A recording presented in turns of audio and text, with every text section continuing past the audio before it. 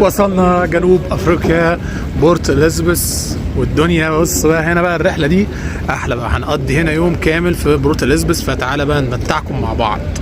اهلا من مينا بورت اليزابيث. دلوقتي هنا في بورت اليزابيث وصلنا خلاص، وادي بص هنا الغاليه جدا. خلاص يعني كده داخلين على المينا نفسه. هنقضي يوم كامل زي ما قلنا، فتابع معانا بقى اجمل اماكن في بورت اليزابيث.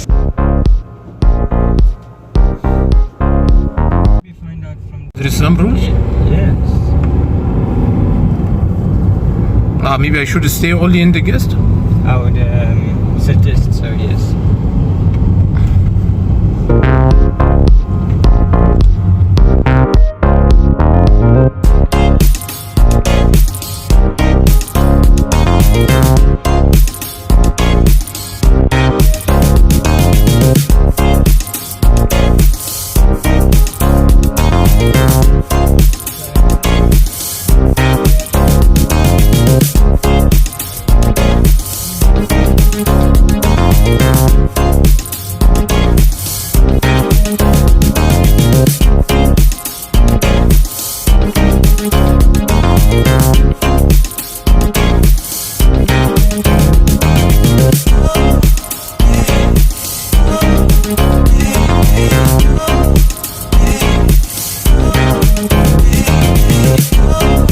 I don't support local football. Oh my god.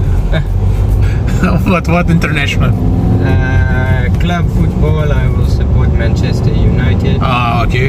So you are against Liverpool. Now? Yes. Mo Salah. Mo Salah, yes. But for you also is very good player, or you just No, he's very because good. yeah.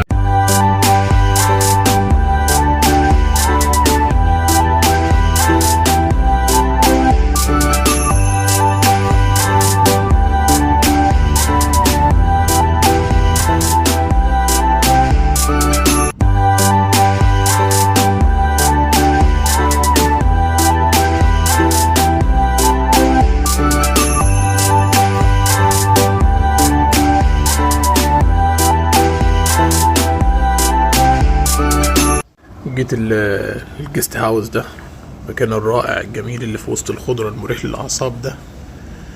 بص حاجة بسم الله ما شاء الله يعني.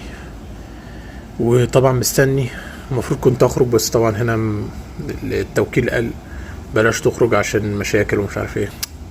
حاجة تضايق جدا يعني، تبقى في بلد ومش عارف تخرج. لا إله إلا الله.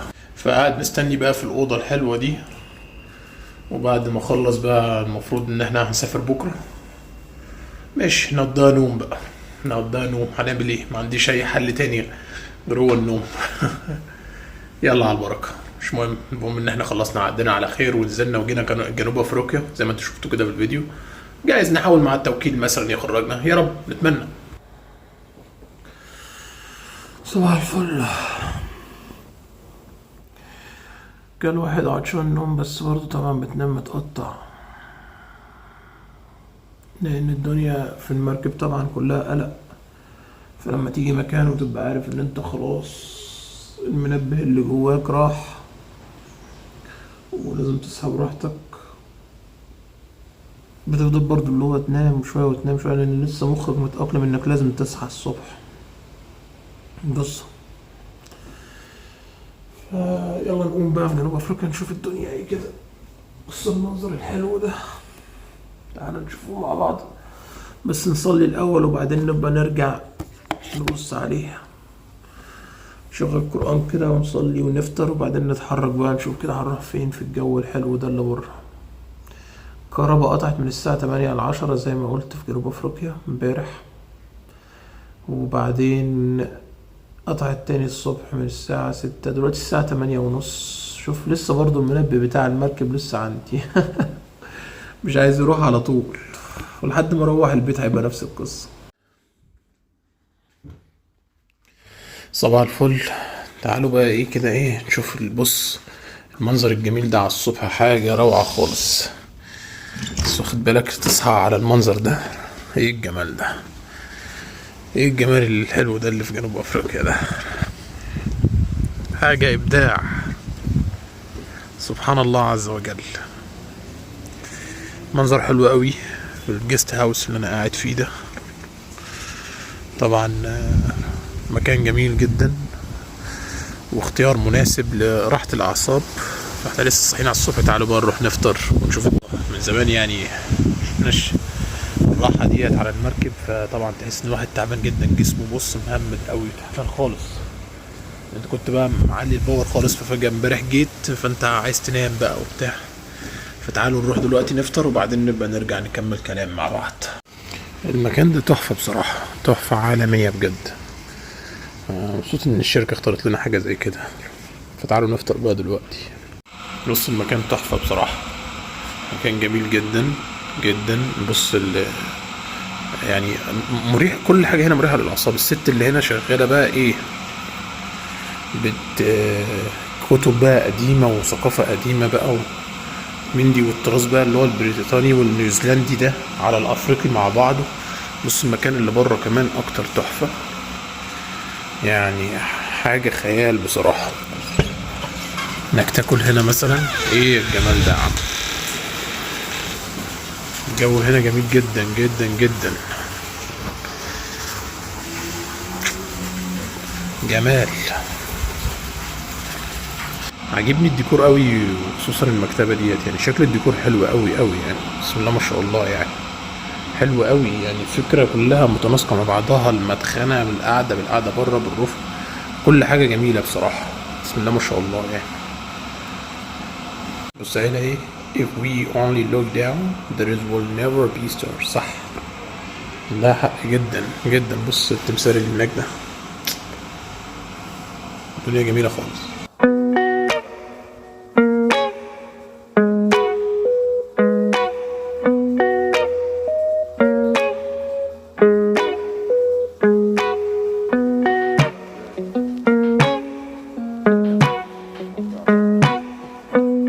الفطار عبارة عن زبدة ومربى، أو جبنة، سوري، جبنة ومربى وبيض وبانيه وطماطم وعيش وقدس وعسل وموز. حاجة يعني توسع. فطار صحي صحي.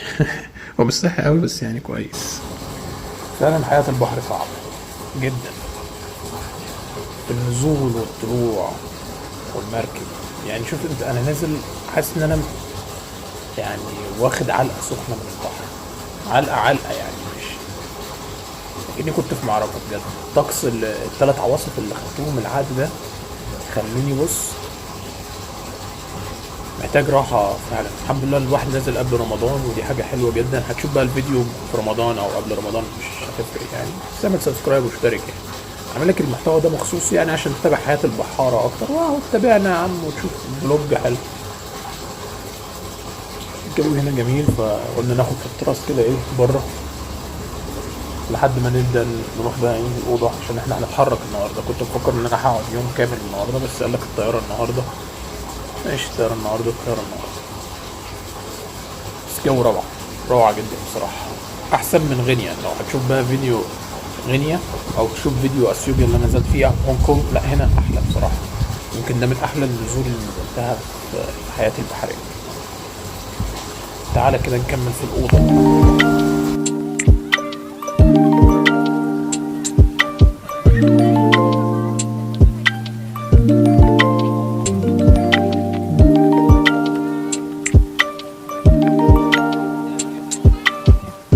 Basically started the season with 3 clean sheets from his first 5.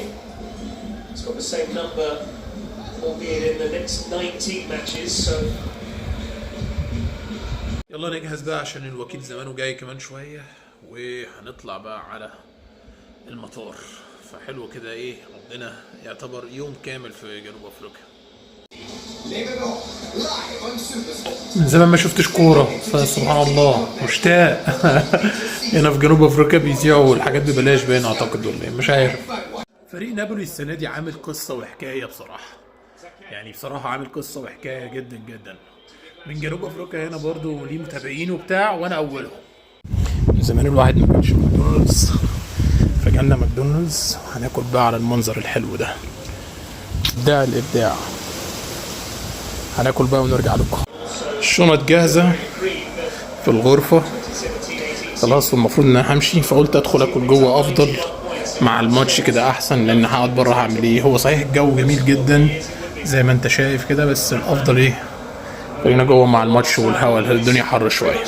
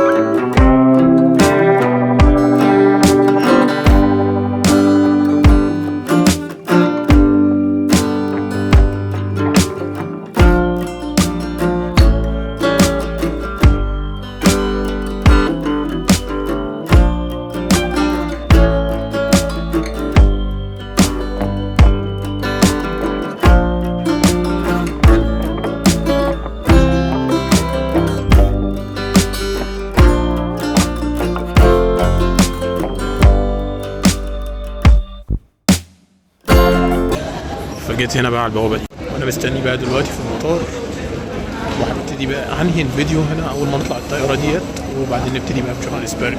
تبقى رحله بورت اليزابيث كلها انتهت. يا رب تكون عجبتكم وتعمل اشتراك، وحياه البحاره تكون عجبتكم شويه. يلا بينا على البوردنج جيت، يلا بينا. خلاص كده خلصنا التشيك ان، وهنبدا نعمل بقى على البوردنج جيت.